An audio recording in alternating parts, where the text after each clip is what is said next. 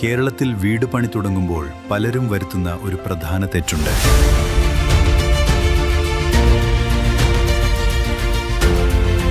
Foundation കഴിഞ്ഞാൽ ഉടനെ ചിതൽമരുന്ന് അടിക്കണം.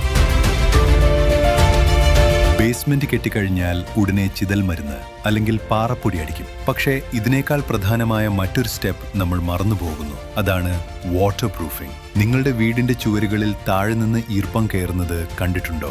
അത് തടയാൻ ബേസ്മെന്റ് ബെൽറ്റിന് മുകളിൽ ഒരു വാട്ടർ പ്രൂഫിംഗ് ലെയർ നൽകേണ്ടത് അത്യാവശ്യമാണ്. ഇത് ചെയ്തില്ലെങ്കിൽ പിന്നീട് എത്ര കോസ്റ്റ്ലി പെയിന്റ് അടിച്ചാലും ചുവരിലെ നനവ് മാറില്ല. ഇനി ചിതൽ മരുന്നിന്റെ കാര്യം. പലരും ബേസ്മെന്റ് ഫില്ലിംഗ് സമയത്ത് മരുന്നടിക്കും. എന്നാൽ പ്ലാസ്റ്ററിംഗ് കഴിഞ്ഞ് തറയോട് ചേർന്ന് ഡ്രിൽ ചെയ്ത് മരുന്ന് ഫിൽ ചെയ്യുന്നതാണ് ഏറ്റവും ഫലപ്രദം. കാരണം പണിയുടെ തുടക്കത്തിൽ അടിക്കുന്ന മരുന്ന് പിന്നീട് മണ്ണ് മാറ്റുമ്പോഴോ ഇളക്കുമ്പോഴോ അതിന്റെ ഗുണം നഷ്ടപ്പെടാൻ സാധ്യതയുണ്ട്.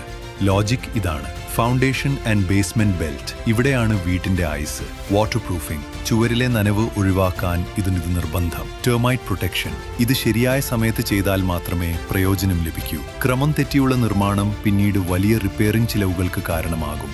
ഓരോ ഘട്ടത്തിലും ശ്രദ്ധിക്കേണ്ട സാങ്കേതിക വശങ്ങളെക്കുറിച്ച് കൂടുതൽ അറിയാൻ ഓണസ്റ്റോ ആർക്കിടെക്ചറിലേക്ക് വിളിക്കാം.